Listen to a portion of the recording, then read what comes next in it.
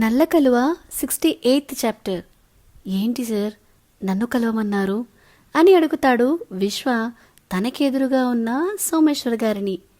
నీకు నేను సార్ని కాదనుకుంటా విశ్వ అనగానే, మీ అమ్మాయి నాకు పూర్తిగా భార్యగా మారినప్పుడు మిమ్మల్ని పిలిచే పిలుపు కూడా మారుతుంది. అప్పటి వరకు ఇలాగే ఉంటుంది నా పిలుపు అని చెప్తాడు విశ్వ. సరే నీ ఇష్టం, ఎలా ఉన్నావు అని అడుగుతాడు విశ్వని. బాగున్నాను అంటాడు విశ్వ.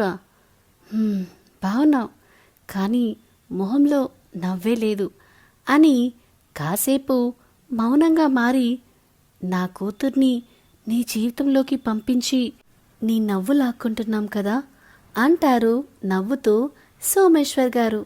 విశ్వకి ఆయన నవ్వులో కూడా బాధ కనిపించి, అదేం లేదు సార్, నేను నార్మల్గానే ఉన్నాను అని అంటాడు విశ్వ. రేపు మీ ఇంట్లో పూజ, మీ కార్యం ఉందని మీ నాన్నగారు మమ్మల్ని పిలిచారు అంటారు సోమేశ్వర్ గారు. అంటాడు విశ్వ ఎలాంటి భావం లేకుండా. టేబుల్ మీద ఉన్న విశ్వ చెయ్యి మీద చెయ్యేసి, నిహారిక చెడ్డది కాదు విశ్వ అంటాడు. నేను చెడ్డదని అనలేదు కదా సార్ అంటాడు విశ్వ. నువ్వు అనకపోయినా తనిప్పుడు మీ ఇంట్లో చెడ్డ అమ్మాయిలాగే ప్రవర్తిస్తూ ఉంటుంది అని అర్థం చేసుకోగలను అంటారు సోమేశ్వర్ గారు.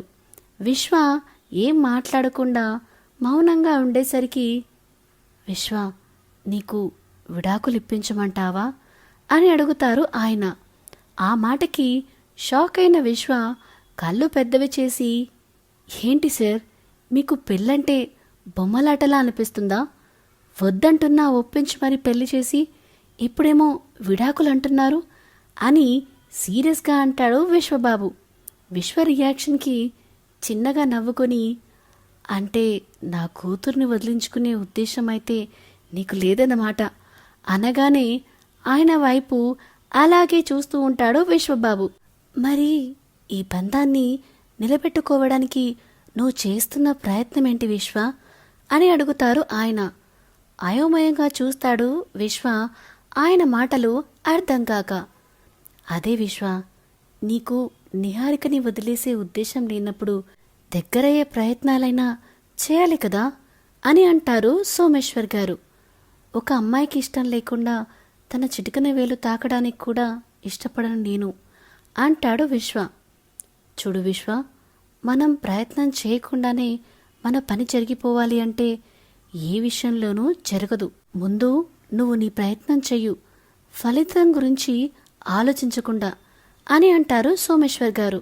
విశ్వ ఆయన చెప్పేది అర్థం చేసుకోవడానికి ట్రై చేస్తూ ఉంటే, నువ్వు ఇలా ఎన్ని రోజులు ఓపిక సహనంతో తను మారినప్పుడే నేను కూడా అప్పుడే తనని భార్యలా చూస్తాను అంటే ఎలా? నువ్వు ఏ ప్రయత్నం చేయకుండా నీ మీద ఉన్న కోపం పోయి ప్రేమ ఎలా పుడుతుంది అని అంటారు ఆయన.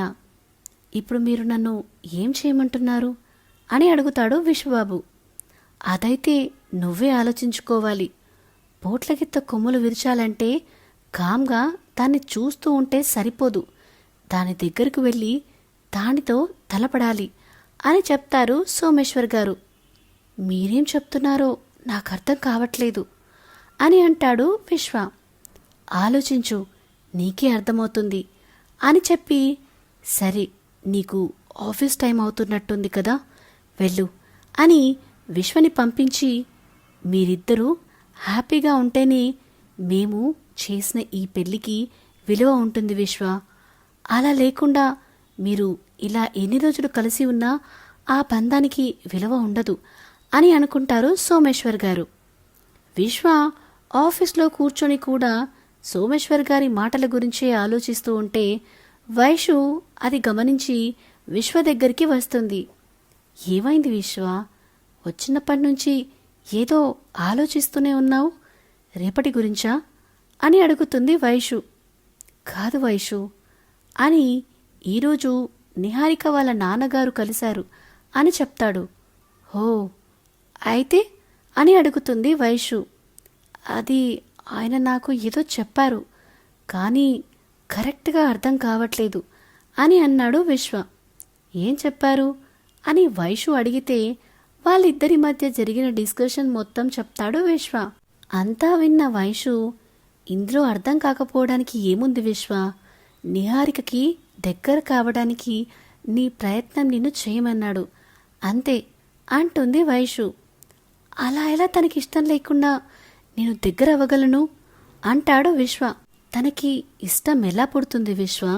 తను సిన్సియర్గా ప్రేమించిందో లేదో తెలియదు కానీ నీ ఫ్రెండ్ని కోరుకుంది, పెళ్లి చేసుకోవాలి అనుకుంది.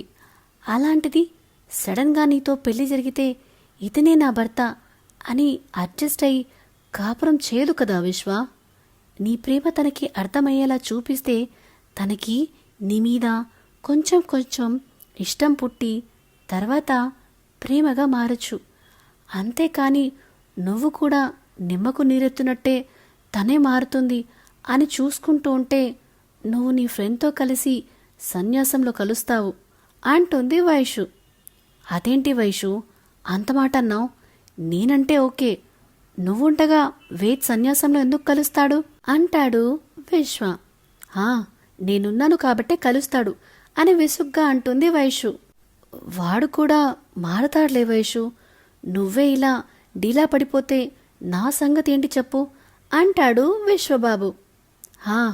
కోరికరులని అంటించుకున్నప్పుడు భరించాలి, తప్పదు అని నిట్టూర్చి, మన కష్టాలు చెప్పుకుంటూ ఉంటే పని ముందుకు సాగదు, బాయ్, నేను మా ఆయనకి వర్క్ నేర్పించాలి అని నవ్వుతూ అక్కడి నుంచి వెళ్తుంది. విశ్వ కూడా చిన్నగా నవ్వుకొని వర్క్లో పడతాడు. సో ఇదేనండి నల్లకలువ 68th చాప్టర్. ఇవాళ వేద్ బాబు మిస్ అయ్యాడు కదా, గమనించారా ఎవరైనా? ఎలా అనిపించింది మీకు ఈ స్టోరీ? ఈ వీడియో కనుక మీకు నచ్చినట్టయితే please like, share and comment చేయండి. అలానే ఇలాంటి కొత్త కొత్త కథల కోసం, కొత్త కొత్త అప్డేట్స్ కోసం మన channel the novel whisperer with Vinyani subscribe చేసుకోవడం మాత్రం అస్సలు మరవద్దు. Thank you, bye.